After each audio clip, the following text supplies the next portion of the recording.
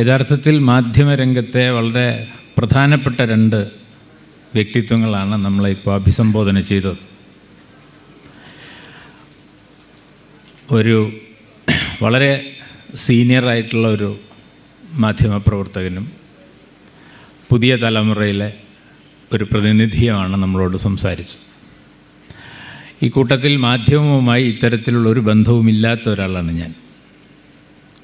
Sasikumar sir സംസാരിക്കുമ്പോൾ അവസാനിപ്പിച്ചപ്പോൾ പറഞ്ഞു, ജനാധിപത്യത്തിൻ്റെ കാവലാളുകളായി നിന്ന മാധ്യമങ്ങളെ ഇന്ന് വാസ്തവത്തിൽ നമ്മൾ ജാഗ്രതയോടുകൂടി തിരുത്തേണ്ട ഒരു കാലം സംജാതമായിരിക്കുന്നു എന്ന് അദ്ദേഹം സൂചിപ്പിച്ചു.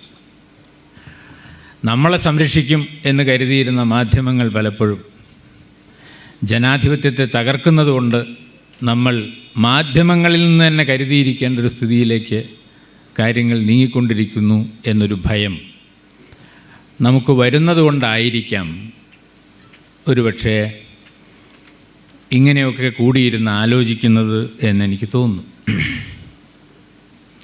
പൊതുവെ ഈ മാധ്യമങ്ങളെ സംബന്ധിച്ച് ചർച്ചയ്ക്ക് വരാൻ എനിക്ക് അല്പം ഭയമാണ്. അതിനൊരു കാരണം എനിക്കുണ്ടായ ഒരു അനുഭവമാണ്. ആ അനുഭവത്തെ തന്നെ വിശകലനം ചെയ്താൽ എന്തുകൊണ്ടാണ് ഞാനിത് പറഞ്ഞത് എന്ന് മനസ്സിലാവും.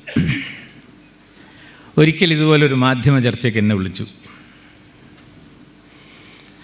വിളിച്ചപ്പോൾ ഞാൻ അവിടെ ചെന്നു.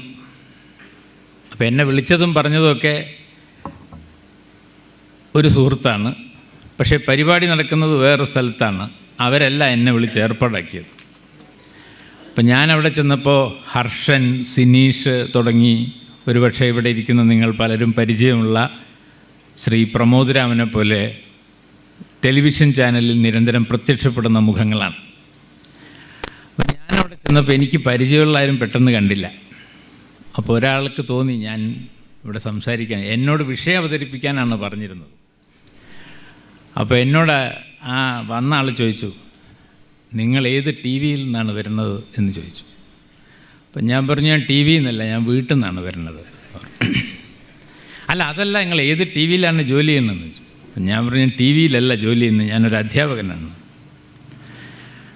അങ്ങനെ എന്നെ കൂട്ടിക്കൊണ്ടുപോയി ഈ വേദിയിലിരുത്തി. സ്വാഗതം പറയുന്നതും ഇദ്ദേഹം തന്നെയാണ്. അപ്പോൾ സിനീഷിനെക്കുറിച്ചും ഹർഷനെക്കുറിച്ചും പരിചയപ്പെടുത്താൻ അദ്ദേഹത്തിനൊരു പ്രയാസവുമില്ല. കാരണം അദ്ദേഹത്തിന് അറിയാം. എന്നെ അദ്ദേഹത്തിനൊരു പരിചയമില്ല. അപ്പം നോട്ടീസൊക്കെ നോക്കി അദ്ദേഹം ഈ സ്വാഗതം പറയുന്ന ആളെ നോട്ടീസ് എടുക്കാൻ മറന്നാലൊരു ബുദ്ധിമുട്ടാവും. ഇയാളാണെങ്കിൽ അത് കയ്യിൽ വെക്കാൻ മറന്നുപോയി. പിന്നെയാണ് വിഷയം അവതരിപ്പിക്കുന്ന ആളെ പരിചയപ്പെടുത്തിയില്ലല്ലോ എന്ന് തോന്നിയത്. ഉടനെ അദ്ദേഹം പറഞ്ഞു, പ്രശസ്ത ചിന്തകനും വാഗ്മിയും എഴുത്തുകാരനുമായ, പിന്നെ പറയാൻ നിശ്ചയമില്ല. അപ്പോൾ എന്നോട് സ്വകാര്യത്തിൽ ചോദിച്ചു, എന്തായിരുന്നു നിങ്ങളുടെ പേര്? അപ്പോൾ ഞാൻ പറഞ്ഞു, ഇത്രയും പറഞ്ഞ സ്ഥിതിക്ക് സുകുമാർ അഴീക്കോടെന്ന് പറയാൻ നല്ലതെന്ന് പറഞ്ഞു. ഞാൻ പറഞ്ഞതിൻ്റെ അർത്ഥം, പുതിയ മാധ്യമ പരിസരം നമ്മുടെ ഉള്ളിലുണ്ടാക്കുന്ന സവിശേഷമായ ഒരു സങ്കല്പം ഇമേജ് മേക്കിംഗ് എന്ന് പറയുന്നതാണ്. വലിയ പ്രതിരൂപങ്ങളെ നിർമ്മിച്ചെടുക്കുന്ന ഒരു വ്യവസായമായി വാസ്തവത്തിൽ മാധ്യമങ്ങൾ മാറിക്കൊണ്ടിരിക്കുന്നുണ്ട്. 1984 എനിക്ക് തോന്നുന്നു, ഞാൻ അന്ന് സ്കൂളിൽ പഠിക്കുന്ന കാലത്താണ്. ഇന്ദിരാഗാന്ധി വെടിയേറ്റ് മരിച്ച ദിവസം അവരുടെ അന്ത്യ ശുശ്രൂഷ കർമ്മങ്ങൾ ടെലിവിഷനിൽ, അന്ന് ദൂരദർശനിൽ പ്രക്ഷേപണം ചെയ്തിരുന്നു. ഞാൻ ജീവിതത്തിൽ ആദ്യമായിട്ട് ടെലിവിഷൻ കാണുന്ന അന്നാണ്.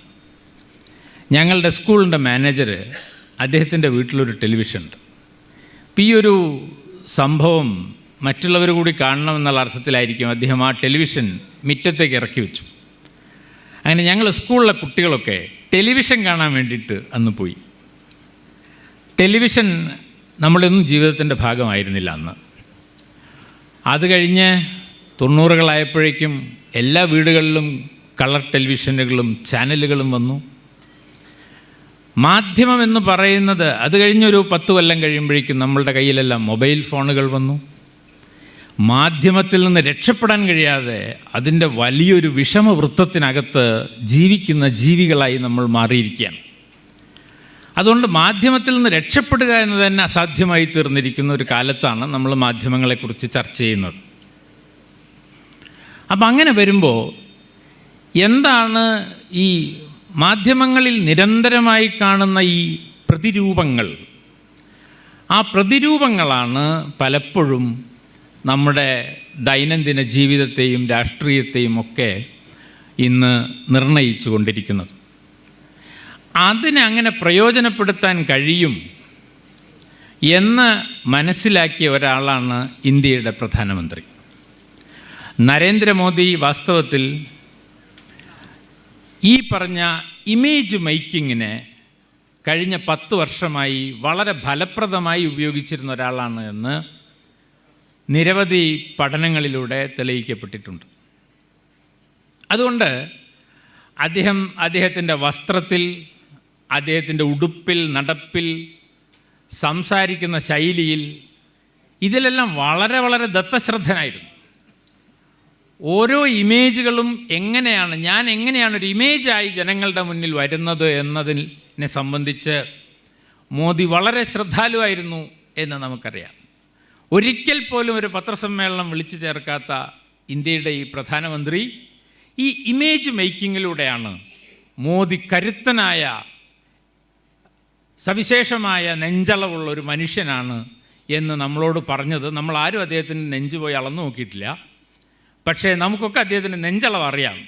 അതാണ് ഇമേജ് ബിൽഡിംഗ് എന്ന് പറയുന്നത്. ഈ ഇമേജ് ബിൽഡിംഗ് ആണ് വാസ്തവത്തിൽ ഫാസിസ്റ്റ് നരേറ്റീവ്സിനെ ഉണ്ടാക്കുന്നതിലൊരു പ്രധാന ഘടകം എന്ന് ഞാൻ വിചാരിക്കുന്നു. ഞാൻ നേരത്തെ പറഞ്ഞ പോലെ എന്നെ സംബന്ധിച്ചിടത്തോളം ശ്രീ പ്രമോദ് ഒരു മാധ്യമപ്രവർത്തകനല്ല. ഞാൻ അദ്ദേഹത്തിൻ്റെ മാധ്യമപ്രവർത്തനത്തെക്കാൾ ശ്രദ്ധിച്ചിട്ടുള്ള അദ്ദേഹത്തിൻ്റെ കഥകളാണ്. അദ്ദേഹം മലയാളത്തിലൊരു മികച്ച കഥാകൃത്താണ്. അതുപോലെ ശശികുമാർ സാറിനെ സംബന്ധിച്ചിടത്തോളം അദ്ദേഹത്തിൻ്റെ മാധ്യമങ്ങളുമായി ബന്ധപ്പെട്ടുകൊണ്ടുള്ള വിമർശനാത്മകമായ പഠനങ്ങളും എഴുത്തുമാണ് ഞാൻ അധികം ശ്രദ്ധിച്ചിട്ടുള്ളത്. ഇതിനർത്ഥം നമ്മളൊരു മനുഷ്യൻ എന്ന് പറഞ്ഞാൽ ധാരാളം സാധ്യതകളുള്ള, ധാരാളം പ്രത്യേകതകളുള്ള ഒരാളാണെങ്കിലും ഇമേജിലേക്ക് വരുന്നതോടുകൂടി അതിലൊരു ഘടകം മാത്രം പ്രൊജക്റ്റ് ചെയ്യപ്പെടും, മറ്റുള്ളതെല്ലാം തമസ്കരിക്കപ്പെടും. ഇതിനെയാണ് ഇമേജ് ബിൽഡിംഗ് എന്ന് പറയാം. അങ്ങനെ വരുമ്പോൾ നിങ്ങൾക്ക് മോദി എന്ന് പറയുന്ന ഒരു മനുഷ്യൻ്റെ ഒരു കാര്യം മാത്രമേ നിങ്ങൾ കാണുള്ളൂ. വൈരുദ്ധ്യങ്ങളെ കാണാൻ നിങ്ങൾക്ക് സാധിക്കില്ല. ഹെർബർട്ട് മാർക്യൂസ് എഴുതിയ ഒരു പുസ്തകത്തിൻ്റെ പേര് തന്നെ വൺ ഡയമെൻഷണൽ മാൻ എന്നാണ്. അപ്പോൾ ഈ പറയുന്ന മുതലാളിത്തത്തിൻ്റെ തീക്ഷ്ണഘട്ടത്തിൽ, ഫാസിസത്തിൻ്റെ ഘട്ടത്തിൽ ഈ വൺ ഡയമെൻഷണൽ മാൻ, മാനവൻ എന്ന് മലയാളത്തിലേക്ക് പറയാവുന്ന ഒറ്റ ഡയമെൻഷൻ മാത്രമുള്ള മനുഷ്യരെ നിർമ്മിക്കുകയാണ് വാസ്തവത്തിൽ മാധ്യമങ്ങൾ ചെയ്യുന്നത്. ഇതാണ് ഫാസിസത്തിന് കടന്നു വരാനുള്ള ഒരു വഴി. സമയമില്ലാത്തതുകൊണ്ട് ഞാൻ വിശദീകരിക്കുന്നില്ല. രണ്ടാമത്തെ ഒരു കാര്യവും ഞാൻ ഇതുപോലെ ഒരു സംഭവത്തിലൂടെ പറയാം. ഞാൻ ഈ മൊബൈൽ ഫോൺ വാങ്ങിയത് കൊറോണ കാലത്താണ്. അതിനു മുമ്പ് എൻ്റെ കയ്യിൽ ഈ ഫോൺ ഉണ്ടായിരുന്നില്ല. കാരണം കുട്ടികൾക്ക് ക്ലാസ് എടുക്കാനൊക്കെ, ഓൺലൈൻ ക്ലാസ് എടുക്കാനൊക്കെ ഇത് അത്യാവശ്യമായി വന്നപ്പോഴാണ് ഞാൻ ഇത് മേടിച്ചത്. പക്ഷേ എൻ്റെ മകൻ, അവൻ ഇതിനു മുമ്പ് തന്നെ ഈ ഫോണൊക്കെ വരാൻ തുടങ്ങിയപ്പോൾ തന്നെ അങ്ങനെയുള്ളൊരു ഫോൺ ഉപയോഗിക്കാൻ തുടങ്ങിയിരുന്നു. എനിക്ക് അന്നും ഇന്നും ഫേസ്ബുക്കില്ല, പക്ഷേ എൻ്റെ മകന് ഫേസ്ബുക്ക് അക്കൗണ്ടുണ്ട്. അപ്പോൾ ഈ ഫേസ്ബുക്കിൽ ചില കാര്യങ്ങൾ വരുന്നത് എനിക്ക് താല്പര്യമുള്ളതാണെങ്കിൽ അന്ന് അയാൾ എന്നോട് പറയുമായിരുന്നു, അച്ഛാ അങ്ങനെ ഒരു കാര്യം വന്നിട്ടുണ്ട്. അപ്പോൾ ഒരിക്കൽ മാതൃഭൂമി ആഴ്ചപ്പതിപ്പിലൊരു കഥ വന്നു. പന്തിഭോജനം എന്ന് പറയുന്നൊരു കഥയാണ്. പന്തിഭോജനം എന്നുള്ള ഈ കഥ മലയാളത്തിൽ വളരെ പ്രശസ്തമായ കഥയാണ്. അത് രാവിലെ മാതൃഭൂമിയിൽ കണ്ടു. ഞാൻ മറച്ചു നോക്കിയപ്പോൾ പേര് കണ്ടപ്പോൾ ഞാൻ അപ്പോൾ തന്നെ വിചാരിച്ചു ഒന്ന് വായിക്കണം എന്ന് വിചാരിച്ചു. അന്ന് വൈകുന്നേരം ഞാൻ വീട്ടിൽ വന്നപ്പോൾ എന്നോട് മോൻ പറഞ്ഞു, അച്ഛൻ പന്തിഭോജനം എന്നൊരു കഥ വായിച്ചിട്ടുണ്ടോയെന്ന് ചോദിച്ചു. അപ്പം ഞാൻ പറഞ്ഞു, ഇന്ന് രാവിലെ മാതൃഭൂമിയിൽ ഞാൻ കണ്ടു, ഞാൻ വായിച്ചില്ല. അതിനെപ്പറ്റി അച്ഛൻ്റെ ചില സുഹൃത്തുക്കൾ ചില അഭിപ്രായങ്ങളൊക്കെ ഫേസ്ബുക്കിൽ എഴുതിയിട്ടുണ്ട് കേട്ടോ എന്ന് പറഞ്ഞു. അപ്പോൾ അഭിപ്രായങ്ങൾ എഴുതിയ എൻ്റെ ചില സുഹൃത്തുക്കളുണ്ട്. അഭിപ്രായം എന്ന് പറഞ്ഞാൽ ചിലർ അതിനെ വളരെയധികം പുകഴ്ത്തുന്നുണ്ട്, ചിലരതിനോട് ഭയങ്കര വിമർശനം പറയുന്നുണ്ട്. അങ്ങനെയൊക്കെയുള്ളൊരു അഭിപ്രായം, അല്ലാണ്ട് ഗൗരവമായ പഠനങ്ങളൊന്നുമല്ല. എങ്കിലും എൻ്റെ പല സുഹൃത്തുക്കളുണ്ടതിൽ. അപ്പം ഞാൻ വിചാരിച്ചു ഇതൊന്ന് വായിക്കണം എന്തായാലും.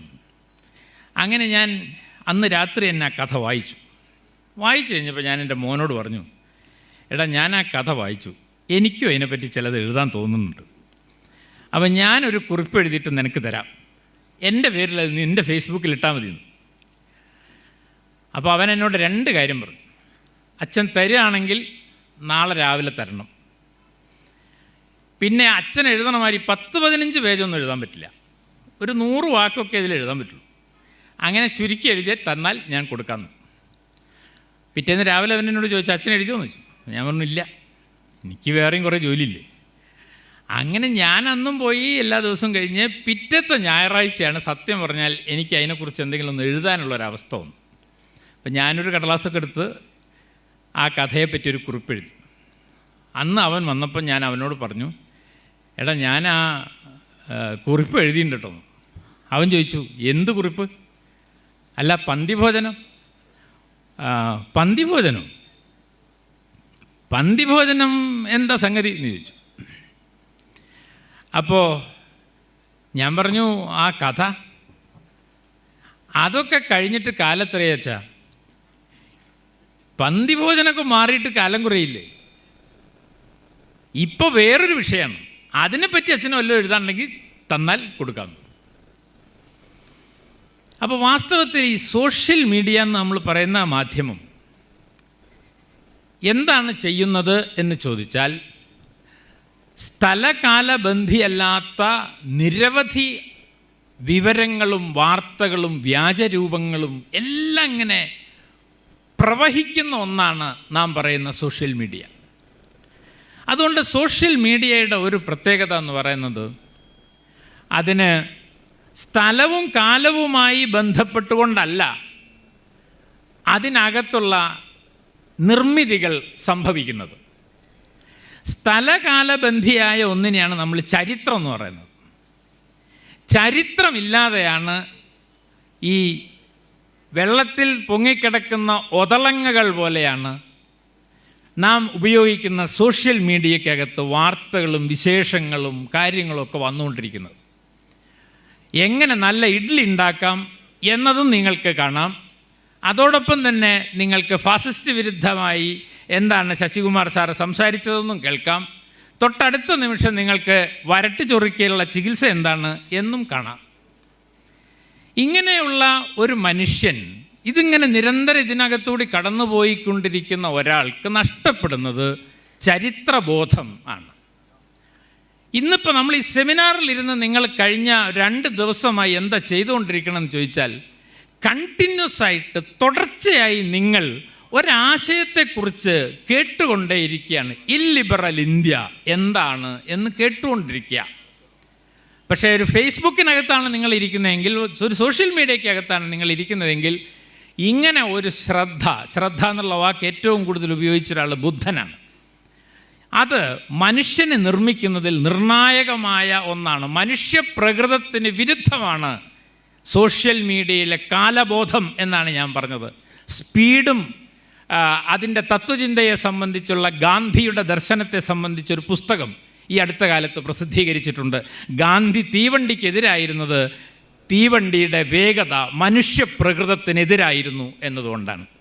അതുകൊണ്ട് മനുഷ്യപ്രകൃതത്തിനെതിരായ ഒന്നിനെയാണ് വാസ്തവത്തിൽ ഫാസിസം ഉപയോഗിച്ചു കൊണ്ടിരിക്കുന്നതെന്നാണ് ഞാൻ പറഞ്ഞതിൻ്റെ അർത്ഥം. ചരിത്രബോധമില്ലാത്തിടത്താണ് ഫാസിസം കടന്നു വരുന്നത്. ചരിത്രത്തെ അത് നിരന്തരമായി വാസ്തവത്തിൽ അപ്രൂട്ട് ചെയ്തുകൊണ്ടിരിക്കുകയാണ്, ഉന്മൂലനം ചെയ്തുകൊണ്ടിരിക്കുകയാണ് ചെയ്യുന്നത്. ഇതാണ് എനിക്ക് സൂചിപ്പിക്കാനുള്ള അപ്പോൾ 2 കാര്യങ്ങളാണ് പുതുമാധ്യമങ്ങളുമായി ബന്ധപ്പെട്ടുള്ളത്. ഒന്ന് അതിൻ്റെ ഈ ഇമേജ് മേക്കിങ്ങും, മറ്റൊന്നതിൻ്റെ എഹിസ്റ്റോറിക്കൽ എന്ന് വിളിക്കാവുന്ന ചരിത്ര നിരപേക്ഷമായ അതിൻ്റെ നിൽപ്പും വാസ്തവത്തിൽ ഫാസിസ്റ്റുകൾക്ക് വളരെയധികം ഗുണം ചെയ്യുന്ന മാധ്യമത്തിൻ്റെ സ്വഭാവം, അതിൻ്റെ ജനറ്റിക്സ് തന്നെ അങ്ങനെയാണെന്ന് ഞാൻ പറഞ്ഞതിൻ്റെ അർത്ഥം. അതുകൊണ്ട് തീർച്ചയായും നമ്മൾ ഈ പറഞ്ഞ മാധ്യമങ്ങൾ ഒരു ഘട്ടത്തിൽ നിർവഹിച്ച ദൗത്യം എന്താണ് എന്ന് ഇതുപോലെ മറ്റൊരു ഉദാഹരണം പറഞ്ഞുകൊണ്ട് ഞാൻ പറയാം. എൻ്റെ നാട്ടിൽ ആദ്യമായി ഈ നാടിൻ്റെ ചരിത്രം, ചേലേമ്പ്ര എന്ന് പറയുന്ന പ്രദേശത്തിൻ്റെ ചരിത്രമൊക്കെ ആയിട്ട് ബന്ധപ്പെട്ടുകൊണ്ട് ഞാൻ പഠിക്കുന്ന കാലത്ത് ചില അന്വേഷണങ്ങൾ നടത്തിയപ്പോൾ ഞാൻ ആദ്യം അന്വേഷിച്ചൊരു കാര്യം, എൻ്റെ നാട്ടിൽ ആദ്യമായിട്ടൊരു ചായക്കട എവിടെയാണ് വന്നതെന്നായിരുന്നു. അപ്പോൾ എൻ്റെ വീടിൻ്റെയൊക്കെ ഏതാണ്ട് ആ ഭാഗത്ത് ഒരു ചായക്കട വളരെ വർഷങ്ങൾക്ക് മുമ്പ്, ഞാനൊക്കെ ജനിക്കുന്നതിനൊക്കെ എത്രയോ മുമ്പ്, ഒരു പക്ഷേ ഇന്ത്യൻ ദേശീയ പ്രസ്ഥാനം വളരെ ശക്തമായിക്കൊണ്ട് ഞങ്ങളുടെ നാട്ടിലൊക്കെ രൂപപ്പെട്ടു വരുന്ന ഒരു കാലത്ത് അയ്യപ്പേട്ടൻ എന്ന് പറയുന്ന ഒരാളാണ് ഞങ്ങളുടെ നാട്ടിലൊരു ചായക്കട ആരംഭിച്ചത് എന്നൊരു വിവരം എനിക്ക് ലഭിച്ചു. ഈ ചായക്കട അന്ന് വളരെ അത്ഭുതകരമായൊരു കാര്യമാണ്. കാരണം ഒരു സമൂഹത്തിലെ എല്ലാ മനുഷ്യർക്കും ഒരുമിച്ച് വന്നിരുന്ന് ചായ കുടിക്കാൻ കഴിയുന്നൊരു അന്തരീക്ഷം അന്ന് നമ്മുടെ നാട്ടിലുണ്ടായിരുന്നില്ല. അതുകൊണ്ട് ആ ചായക്കടയിലേക്ക് ചില പ്രത്യേക സമുദായങ്ങളിലും സമൂഹത്തിലും പെട്ടവർക്ക് മാത്രമേ വരാൻ കഴിയുമായിരുന്നുള്ളൂ. പ്രത്യേകിച്ചും സവർണരായ ആളുകളൊന്നും അന്ന് ചായക്കടകളിലേക്ക് വന്നിരുന്നില്ല. അപ്പോൾ അന്ന് ആ കടയിൽ പോയി ചായ കുടിച്ച ചില ആളുകളെ ഞാൻ പോയി ഇൻ്റർവ്യൂ ചെയ്തിട്ടുണ്ട്. അവരൊക്കെ അവിടെ അന്ന് പലതരം കൂലിപ്പണികളൊക്കെ എടുത്ത് ജീവിച്ചിരുന്ന ആളുകളാണ്. അപ്പം ഞാൻ അവരോട് ചോദിച്ച ഒരു ചോദ്യം, കണ്ണൻകുട്ടിയേട്ടൻ, കാരിക്കുട്ടിയേട്ടൻ എന്നൊക്കെ പറഞ്ഞ് ഞങ്ങളുടെ നാട്ടിലുള്ള പഴയ കർഷക തൊഴിലാളികളാണ്. അവരോട് ഞാൻ ചോദിച്ചു, നിങ്ങളൊക്കെ ഈ അയ്യപ്പേട്ടൻ്റെ ചായക്കടയിൽ പോയി എന്താ സംസാരിക്കുക ആ കാലത്ത്? അതൊരു ചോദ്യമാണ്. അപ്പോൾ കുറേ ആലോചിച്ചിട്ട് അദ്ദേഹം പറഞ്ഞു, അന്നിപ്പോൾ എന്താ പറയാനുള്ളത്, നമ്മളെ നാട്ടിലാകെ 2 ജമ്മിമാരാണുള്ളത്. അവർക്ക് തേങ്ങ വലിച്ചതും നെല്ല് കൊയ്തതും അങ്ങനെയുള്ള ചില അവരുടെ വീട്ടിലെന്തെങ്കിലും പിറന്നാളുണ്ടായി, മരണത്തിൻ്റെ അടിയന്തരം ഉണ്ടായി, സദ്യ കഴിച്ചു, സദ്യേനെ പറ്റി പറയും. ഇതൊക്കെ അല്ലാതെ ചേലേമ്പ്ര അംശം ദേശത്തിനപ്പുറമുള്ള ഒരു കാര്യം ഞങ്ങൾക്കൊന്നും അറിയായിരുന്നില്ല കുട്ടിയെ. അങ്ങനെ ഇരിക്കുകയാണ് ഇന്ന് നമ്മൾ ആളുടെ സ്മരണയിലാണോ ഈ പ്രോഗ്രാം നടത്തുന്നത്? മുഹമ്മദ് അബ്ദുറഹിമാൻ സാഹിബ്. എൻ്റെ നാട്ടിൽ ഞാനൊക്കെ ചെറിയ കുട്ടിയായിരിക്കുന്ന കാലത്ത് ഒരു നിരപ്പീടികയുടെ മുകളിലൊരു ബോർഡ് ഞാൻ കണ്ടിട്ടുണ്ട്, മുഹമ്മദ് അബ്ദുറഹിമാൻ സാഹിബ് സ്മാരക വായനശാല. അവിടെ ഒരു വായനശാല ഉള്ളതായിട്ട് ഞാൻ കണ്ടു, പക്ഷേ ബോർഡ് ഞാൻ കുറേ കാലം കണ്ടിട്ടുണ്ട്. അങ്ങനെയാണ് ഈ അബ്ദുറഹിമാൻ സാഹിബിൻ്റെ പേര് ഞാൻ ആദ്യമായിട്ട് കാണുന്നത്. അപ്പോൾ ഇദ്ദേഹവും അദ്ദേഹത്തെ പോലുള്ള മറ്റുള്ള ഉൽപ്പതിഷ്ണുക്കളും തെക്ക് വടക്ക് നടന്നാണ് നമ്മുടെയൊക്കെ നാട്ടിൽ കോൺഗ്രസ് ഉണ്ടായത്. ആ ഇന്ത്യൻ നാഷണൽ കോൺഗ്രസിൻ്റെ പ്രവർത്തകർ ഞങ്ങളുടെ നാട്ടിലുണ്ടായപ്പോൾ അവരാണ് ഫ്രീ ആയി ഒരു പത്രം, മാതൃഭൂമി ദിനപത്രം, അയ്യപ്പേട്ടൻ്റെ കടയിൽ കൊണ്ടിരുന്നത്. ഈ പത്രത്തെപ്പറ്റി ഞാൻ അവരോട് ചോദിച്ചപ്പോൾ അവർ പറഞ്ഞത്, ഞങ്ങൾക്കാർക്കും വായിക്കാൻ അറിയില്ല, പക്ഷേ ഇതിലെന്താ ഉള്ളതെന്ന് അറിയാൻ ഒരു താല്പര്യമുണ്ട്. അങ്ങനെ സ്കൂളിലൊക്കെ പഠിച്ച് അത്യാവശ്യം അക്ഷരാഭ്യാസമുള്ള ചെറിയ കുട്ടികളെ വിളിച്ച് അവർക്കൊരു ചായയൊക്കെ വാങ്ങിക്കൊടുത്ത് പത്രം ഉറക്കെ വായിക്കാൻ പറയും. അങ്ങനെ ഏതോ കുട്ടി മാതൃഭൂമി പത്രത്തിൻ്റെ പ്രതി ആദ്യമായി വായിച്ചപ്പോഴാണ് എൻ്റെ നാട്ടിലെ കണ്ണൻകുട്ടിയേട്ടനും കാരിക്കുട്ടിയേട്ടനും ഒക്കെ ആദ്യമായി ഇന്ത്യ എന്ന് കേട്ടത്, ഗാന്ധി എന്ന് കേൾക്കുന്നത്, ഇന്ത്യൻ നാഷണൽ കോൺഗ്രസ് എന്ന് കേൾക്കുന്നത്. എന്ന് പറഞ്ഞാൽ അതുവരെ ചേലേമ്പ്ര അംശം ദേശത്തിൽ മാത്രം ഒതുങ്ങി നിന്നിരുന്ന ജാതി ശരീരങ്ങൾ വാസ്തവത്തിൽ ഇന്ത്യൻ പൗരശരീരമായുള്ളൊരു ടേക്ക് ഓഫ്. നമ്മൾ ഈ വിമാനമൊക്കെ പറക്കുമ്പോൾ അങ്ങനെയാണല്ലോ, ആദ്യം റൺവേ കൂടി കുറേ നേരം ഇങ്ങനെ ഓടിയിട്ട് ഒന്ന് മുകളിലേക്ക് ഉയരും, അതിനാണ് ടേക്ക് ഓഫ് എന്ന് പറയുക. അങ്ങനെ ആ മനുഷ്യരെ ഈ പറഞ്ഞ പൗരത്വത്തിൻ്റെ ആകാശങ്ങളിലേക്ക് ഉയർത്തിക്കൊണ്ടുപോയത് വാസ്തവത്തിൽ പത്രങ്ങളാണ്. അതാണ് പത്രത്തിൻ്റെ ധർമ്മം എന്ന് പറയുന്നത്. പത്രം നിങ്ങളെ മറ്റൊരു മനുഷ്യനാക്കി മാറ്റുകയാണ്. അങ്ങനെയാണ് അവരൊക്കെ ഇന്ത്യക്കാരായി തീർന്നത്. അങ്ങനെ ജാതി ശരീരങ്ങളായി ജീവിച്ച മനുഷ്യരെ പൗരശരീരങ്ങളായി പരിവർത്തിപ്പിക്കുന്നതിൽ നിർണായക പങ്കുവഹിച്ച പത്രങ്ങളാണ് മലയാളികളാക്കിയത്, ഇന്ത്യക്കാരെ ഇന്ത്യക്കാരാക്കിയത്. നമ്മുടെ നവോത്ഥാനം എന്ന് പറയുന്ന ഘട്ടത്തിലെ നാരായണ ഗുരുവിനായാലും സഹോദരൻ അയ്യപ്പനായാലും അയ്യങ്കാളിയായാലും അവരെല്ലാം അവരുടേതായിട്ടുള്ള രീതിയിൽ പത്രങ്ങൾ നടത്തിയിട്ടുണ്ട്. അന്ന് പത്രം എന്ന് പറഞ്ഞാൽ വിവരം നൽകാനുള്ളതല്ല, നിങ്ങളുടെ പക്ഷം തീരുമാനിക്കാൻ ഉള്ളതാണ്. ഈ പക്ഷം തീരുമാനിക്കുക, നിങ്ങളുടെ വിമർശബുദ്ധി രൂപപ്പെടുത്തുക, നമ്മൾ പറയുന്ന എന്താണ് ഈ ക്രിട്ടിക്കൽ കോൺഷ്യസ്നെസ്, വിമർശാവബോധം ഉൽപ്പാദിപ്പിക്കുക എന്നതാണ് വാസ്തവത്തിൽ പത്രങ്ങളുടെ ധർമ്മം. ആ ധർമ്മം നിർവഹിച്ച പത്രങ്ങളാണ് നമ്മളെ ഇന്ത്യക്കാരാക്കിയത്, നമ്മളെ മനുഷ്യരാക്കിയത്. എന്നാൽ ഇന്ന് നമ്മുടെ പത്രങ്ങളും നമ്മുടെ മാധ്യമങ്ങളും പലപ്പോഴും ചെയ്യുന്നത് എന്താണ്? ഈ മനുഷ്യരെ തിരിച്ച് മതങ്ങളിലേക്കും ഈ ജാതികളിലേക്കും ചെറിയ പ്രദേശങ്ങളിലേക്കുമൊക്കെ തിരിച്ചു കൊണ്ടുവരാനുള്ള ഒരു റിവേഴ്സ് ഗിയറിലാണ് പലപ്പോഴും ഈ പത്രങ്ങളും മാധ്യമങ്ങളും പ്രവർത്തിച്ചു കൊണ്ടിരിക്കുന്നത് എന്നതുകൊണ്ടാണ്. അപ്പോൾ ഒരിക്കൽ നമ്മെ ആകാശങ്ങളിലേക്ക് ഉയർത്തിയ മാധ്യമങ്ങൾ നമ്മളെ നമ്മുടെ സങ്കുചിതത്വങ്ങളിലേക്ക് തിരികെ കൊണ്ടുവരുന്നു എന്ന ഭീഷണിയാണ് വാസ്തവത്തിൽ നാം നേരിട്ട് കൊണ്ടിരിക്കുന്നത്. ഈ സാഹചര്യത്തിൽ നേരത്തെ ശശികുമാർ സാർ പറഞ്ഞു, പുതിയ പല ടെർമിനോളജികളും ഫാസിസ്റ്റുകൾ രൂപപ്പെടുത്തിയെടുക്കുന്നുണ്ട് എന്ന് പറഞ്ഞു. ഫാസിസത്തിന് വളക്കൂറുള്ള ഒരു മണ്ണ് വംശീയതയാണ് എന്ന് നമുക്കറിയാം. വംശീയതയിൽ ജീവിച്ചിരുന്ന മനുഷ്യരെ പൗരത്വത്തിലേക്ക് കൊണ്ടുവരികയാണ് അന്നത്തെ പത്രങ്ങൾ ചെയ്തതെങ്കിൽ, ഇന്ന് പലപ്പോഴും നമ്മുടെ മാധ്യമങ്ങൾ തിരികെ ഈ വംശീയതയിലേക്ക് മനുഷ്യരെ കൊണ്ടുവരാനാണ് ശ്രമിക്കുന്നത്. നമുക്കറിയാം, ഗോരഖ്പൂർ എന്ന് പറയുന്ന ഒരു പട്ടണത്തിൽ 100 വർഷങ്ങൾക്ക് മുമ്പ് ഗീതാ പ്രസ് എന്ന് പറയുന്ന ഒരു പ്രസ് ആരംഭിക്കുകയും കല്യാൺ എന്ന് പറയുന്ന ഒരു പത്രം ആരംഭിക്കുകയും ചെയ്തതും, ആ കല്യാൺ എന്ന പത്രം നേരത്തെ സാറ് പറഞ്ഞല്ലോ, ഹിന്ദുക്കൾക്കായിട്ട് വായിക്കാൻ പ്രത്യേകിച്ച് മതഗ്രന്ഥങ്ങളൊന്നും പ്രിസ്ക്രൈബ് ചെയ്തിട്ടില്ല. ഗീതയാണ് നമ്മുടെ മതഗ്രന്ഥമെന്ന് ഇന്ത്യക്കാരെ ബോധ്യപ്പെടുത്തുന്നതിൽ ഗീതാ പ്രസ് വഹിച്ച പങ്ക് വളരെ പ്രധാനപ്പെട്ടതാണ്. അക്ഷയ മുകുൾ എഴുതിയ പ്രബന്ധം ഈ കാര്യത്തിൽ ശ്രദ്ധിക്കേണ്ട ഒരു പ്രബന്ധമാണ്. എങ്ങനെയാണ് ഗോരക്ഷിണി സഭകൾക്ക് വേണ്ടി ആ പത്രം നിലകൊണ്ടത് എന്ന് നമുക്കറിയാം. ആ പത്രത്തിൽ ലേഖനം എഴുതാത്ത ഇന്ത്യയിൽ ഏറ്റവും പ്രധാനപ്പെട്ട രാഷ്ട്രീയ നേതാവിൻ്റെ പേര് ജവഹർലാൽ നെഹ്റു എന്നാണ്.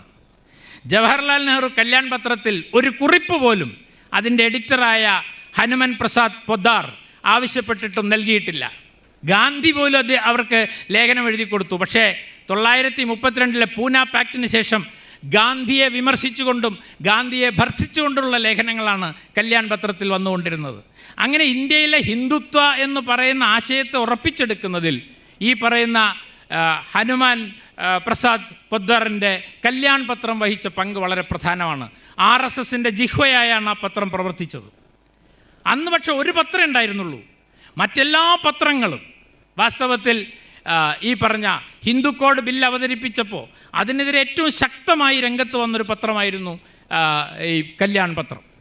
എന്നാൽ അന്ന് അതുകൊണ്ട് തന്നെ നെഹ്റുവിനെതിരെ ആദ്യത്തെ പൊതു തെരഞ്ഞെടുപ്പിൽ ഒരു എതിർ സ്ഥാനാർത്ഥിയെ നിർത്തിയത് കല്യാൺ പത്രത്തിൻ്റെ ഒത്താശയോട് കൂടിയിട്ടാണ്, ഒരു ഹിന്ദുത്വവാദിയായ ഒരാൾ. അപ്പോൾ അങ്ങനെ വാസ്തവത്തിൽ നാം അതിശക്തമായി പ്രതിരോധിച്ചാണ് അത്തരം പത്രങ്ങളെയും അത്തരം മാധ്യമപ്രവർത്തനത്തെയും പ്രതിരോധിച്ചത്. എന്നാൽ ഇന്ന് നമ്മുടെ പല പത്രങ്ങളും പേര് കല്യാൺ എന്നല്ലെങ്കിലും ആ കല്യാൺ പത്രത്തിൻ്റെ ജോലിയാണ് പല മാധ്യമങ്ങളും ചെയ്തുകൊണ്ടിരിക്കുന്നത്. അതാണ് നമ്മുടെ മാധ്യമപ്രവർത്തനത്തിന് വന്ന തിരിച്ചടി എന്ന് പറയുന്നത്. അപ്പോൾ ഞാൻ അവസാനിപ്പിക്കാം. യഥാർത്ഥത്തിൽ വളരെ ദീർഘമായി സംസാരിക്കേണ്ട ഒരു കാര്യമാണ്, സമയമില്ലാത്തതുകൊണ്ട് ഞാൻ അതിലേക്ക് കടക്കുന്നില്ല. സാറ് പറഞ്ഞ പോലെ ഞാൻ സംസാരിക്കുന്നത് മാധ്യമങ്ങൾ കാണുന്ന ഒരാൾ എന്ന നിലയ്ക്കാണ്. മാധ്യമങ്ങൾ കാണുന്ന ഒരാൾ എന്ന നിലയ്ക്ക് മാധ്യമങ്ങളെ സംബന്ധിച്ച സാധാരണ മനുഷ്യർക്കുണ്ടാവുന്ന അനുഭവമാണിത്. നമുക്കറിയാം, കഴിഞ്ഞ കുറേ കാലമായി നമ്മൾ സാറ് പറഞ്ഞ പോലെ പുതിയ പല വാക്കുകൾ കേൾക്കുന്നു. ഇപ്പോൾ ഒരു ഉദാഹരണമായി, ഈ അടുത്ത ദിവസം കഴിഞ്ഞ ഇലക്ഷൻ കഴിഞ്ഞതിന് ശേഷം എൻ്റെ ചില സുഹൃത്തുക്കൾ എന്നോട് പറഞ്ഞു, ഈ വോട്ടർ പട്ടികയിലൊക്കെ പേര് ചേർക്കുന്നതിൽ മുസ്ലിങ്ങൾ ഭയങ്കര ശ്രദ്ധ പുലർത്തുന്നുണ്ട്. അവരാണെങ്കിൽ ജനസംഖ്യയിൽ വളരെ അധികം കൂടിക്കൊണ്ടിരിക്കുകയാണ്. മുസ്ലിം ജനസംഖ്യ ഇന്ത്യയിൽ കൂടിക്കൊണ്ടിരിക്കുകയാണ്. അങ്ങനെ മുസ്ലിങ്ങൾ, അപ്പോൾ അയാളെ ഉദാഹരണം എന്താ, തനിക്കിപ്പോൾ എത്ര ആളുണ്ട്? എനിക്കൊരു മോനേ ഉള്ളൂ. അപ്പോൾ അയാൾക്കും ഒരു മോനേ ഉള്ളൂ. അപ്പുറത്ത് അബ്ദുറഹിമാൻ 2 കുട്ടികളുണ്ട്, അല്ലെ അപ്പുറത്ത് വേറൊരാൾക്ക് 3 കുട്ടികളുണ്ട്. ഇതാണ് കണക്ക്. ഇത് വെച്ചിട്ട് ഇയാൾ എത്തുന്ന നിഗമനം എന്താ? ഇന്ത്യയിൽ മുസ്ലിങ്ങളുടെ ജനസംഖ്യ വർദ്ധിക്കുന്നു. അപ്പോൾ ഞാൻ അയാളോട് പറഞ്ഞു, സുഹൃത്തെ, ഞാൻ ഈ ഫോണിലൊന്നും അത്ര വിദഗ്ധനായ ഒരാളല്ല, പക്ഷെ കഴിഞ്ഞ ദിവസം മുതൽക്ക് ഈ വാട്സപ്പ് ഉപയോഗിക്കുന്നവർക്കൊക്കെ ഒരു AI വന്നിട്ടുണ്ട്, മെറ്റ AI. അപ്പോൾ ഞാൻ പറഞ്ഞു, അതിലൊന്ന് അടിച്ചു നോക്കിയാൽ പോരെ. വാസ്തവത്തിൽ ഇന്ത്യയിലെ മുസ്ലിങ്ങളുടെ ജനസംഖ്യ വർദ്ധിക്കുന്നുണ്ടോ ഇല്ലയോ? അപ്പോൾ ഞാനൊരു ചോദ്യം ചോദിച്ചു. Is the birth rate increasing among Indian Muslims as propagated by Hindutva forces? ഞാനൊരു ചോദ്യം ചോദിച്ചു. ഞാൻ മനുഷ്യന്മാരോടൊന്നല്ല ചോദിച്ചത്, ഒരു മെഷീനോടാണ് ചോദിച്ചത്. അതിൻ്റെ മറുപടി എന്താ അറിയോ? No, the birth rate among Indian Muslims is not increasing. The total fertility rate among Muslims has declined by 1 percentage point, and the decadal growth rate for Muslims has decreased from 32.9% in 1981-1991 to 24.6% in 2001-2011, which is a more pronounced decline than that of Hindus during the same period. എന്ന് പറഞ്ഞാൽ എന്താ അർത്ഥം? 1981-91 മുസ്ലിങ്ങളുടെ ജനസംഖ്യാ നിരക്കിലുണ്ടാകുന്ന വർധനവ് 32.9% 2001-2011 ആവുമ്പോൾ അത് 24.6% ചുരുങ്ങുകയാണ് ചെയ്തത്. ഹിന്ദുക്കളുടെ ബർത്ത് റേറ്റിനേക്കാൾ കുറവാണ് മുസ്ലിങ്ങളുടെ ബർത്ത് റേറ്റ് എന്നാണ് ഈ കണക്ക് തരുന്നത്. ഇത് തുറന്നു വെച്ചാൽ കിട്ടുന്ന കാര്യമല്ലുള്ളത്. പക്ഷേ ഈ ഫാക്ട് ഫൈൻഡിങ് എന്ന് പറയുന്നത് നമ്മുടെ ജീവിതത്തിൽ നിന്ന് തന്നെ മാറിയിരിക്കുന്നു. അപ്പം ഞാൻ ചോദിച്ചു, ഇയാൾ കേരളത്തിലെ കാര്യമാണോ പറഞ്ഞത്? അപ്പോൾ കേരളത്തിൽ ഞാനിത് ചോദിച്ചപ്പോൾ കൃത്യമായ കണക്ക് ഇതിൽ നൽകിയിട്ടുണ്ട്. മാത്രമല്ല, ഇതിനെക്കുറിച്ച് വന്ന നിരവധി പഠനങ്ങളുടെ ഒരു ലിസ്റ്റും എനിക്ക് ഈ ആർട്ടിഫിഷ്യൽ ഇൻ്റലിജൻസ് തന്നു. ഇതെന്നൊക്കെ മനസ്സിലാവുന്ന കാര്യം എന്താ? നമ്മൾക്ക് വസ്തുതകൾ വിവരം നൽകുന്ന നേരറിയാൻ എന്നൊക്കെയാണല്ലോ നമ്മൾ അറിയുന്നത്. ഈ നേരറിയാൻ വേണ്ടി നമ്മൾ പത്രങ്ങളെ ആശ്രയിക്കുമ്പോൾ വാസ്തവത്തിൽ നമ്മൾ നേരറിയുന്നുണ്ടോ? ഫാക്ട്സ് എന്ന് പറയുന്ന ഒരിക്കലും നമ്മൾ അറിയുന്നില്ല. ഫാക്ട്സിനെ പുറത്തു കൊണ്ടുവരാൻ അത് ഒരിക്കലും നമ്മളെ സഹായിക്കുന്നില്ല. എന്നാൽ ഇതിപ്പോൾ നേരത്തെ പ്രമോദ് സംസാരിക്കുമ്പോഴാണെന്ന് തോന്നുന്നു ഈ ലിഞ്ചിങ്ങിനെ കുറിച്ച് സംസാരിച്ചു. അപ്പോൾ ഞാൻ വെറുതെ ഈ എയിലൊന്ന് നോക്കി ഇന്ത്യയിൽ എത്ര ലിഞ്ചിങ് ഇൻസിഡൻസ് നടന്നിട്ടുണ്ട്. കാരണം ഇപ്പോൾ കഴിഞ്ഞ ദിവസം ഒരു ലിഞ്ചിങ് നടന്നു, നമ്മളാരും അറിഞ്ഞില്ല എന്ന് പ്രമോദാണ് പറഞ്ഞത്. അതെ. അപ്പോൾ ഞാൻ വെറുതെ ഇതൊന്ന് അടിച്ചു നോക്കി. How many lynching incidents took place in India for the past 5 years? ഞാനൊരു ചോദ്യം ചോദിച്ചു. അതിൻ്റെ ഉത്തരം നോക്കിക്കോളൂ. I am not able to find the exact number of lynching incidents in India over the past 5 years. ഇതാണ് നമ്മുടെ നാട്ടിലെ സ്ഥിതി. മനുഷ്യന്മാരെ തച്ചു കൊല്ലണേൻ്റെ കണക്കൊന്നും ഇവിടെ ഇല്ല. മനുഷ്യന്മാരെ എണ്ണം കൂടി വരുന്നതിനെ പറ്റിയുള്ള പലതരം കഥകൾ ഇവിടെ ഉണ്ട്. ഇങ്ങനെ സത്യം ഏതാണ് മിഥ്യ ഏതാണ് എന്ന് മനസ്സിലാക്കാൻ കഴിയാതെ സത്യം പലത് എന്ന് ഖസാക്കിൻ്റെ ഇതിഹാസത്തിലെ നൈസാം അലി പറയുന്നുണ്ട്. അതേപോലെ ഏതാണ് സത്യമെന്ന് മനസ്സിലാക്കാൻ കഴിയാതെ നാം വാസ്തവത്തിൽ നമ്മുടെ വംശീയതയിലേക്കും നമ്മുടെ സങ്കുചിത വീക്ഷണങ്ങളിലേക്കും തിരികെ വന്നുകൊണ്ടിരിക്കുന്ന ഈ കാലത്ത് നാം ഓരോരുത്തരും മാധ്യമപ്രവർത്തകരായി തീരുകയും നമ്മുടെ ചരിത്രബോധം കൈയൊഴിയാതിരിക്കുകയും വേണം എന്നതാണ് ഏറ്റവും പ്രധാനം. ഇന്ത്യ എന്നത് ഒരു രാഷ്ട്രത്തിൻ്റെ പേരായിരുന്നു. ഇപ്പം അതൊരു മുന്നണിയുടെ പേരാണ്. വാസ്തവത്തിൽ അതൊരു സംസ്കാരത്തിൻ്റെ പേരായി മാറുകയാണ് വേണ്ടത്. ഇന്ത്യൻ നാഷണൽ കോൺഗ്രസ് എന്ന് പറയുന്ന വലിയ പ്രസ്ഥാനത്തിൽ നോക്കിയാൽ നിങ്ങൾക്ക് അതിൻ്റെ ചരിത്രം നോക്കിയാൽ നിങ്ങൾക്കറിയാം. ഗാന്ധിയുടെ ശിഷ്യനായി വന്ന നെഹ്റുവിന് ഗാന്ധിയോട് പല കാര്യങ്ങളിലും യോജിപ്പുണ്ടായിരുന്നില്ല. ഗാന്ധിയുടെയും നെഹ്റുവിൻ്റെയും അഭിപ്രായങ്ങളോട് യോജിപ്പുണ്ടായിരുന്ന ഒരാളല്ല ഡോക്ടർ BR അംബേദ്കർ. ഇവരോടൊന്നും ഐക്യമില്ലാതിരുന്ന സോഷ്യലിസ്റ്റുകളും കമ്മ്യൂണിസ്റ്റുകാരും ഒക്കെ ഇന്ത്യയുടെ സ്വാതന്ത്ര്യത്തിന് വേണ്ടി ഒരുമിച്ച് നിന്നു. അതിൻ്റെ പേരാണ് ലിബറലിസം. കഥയമമ കഥയമമ കഥകൾ അതിസാദരം കാകുൽസ്ഥ ലീലകൾ കേട്ടാൽ മതിവര എന്ന് എഴുത്തച്ഛൻ എഴുതുന്നുണ്ട്. അതേപോലെ ഏത് എതിർ ശബ്ദം കേൾക്കാനും തയ്യാറുള്ള വലിയൊരു ആനച്ചെവിയുടെ പേരാണ് ലിബറലിസം.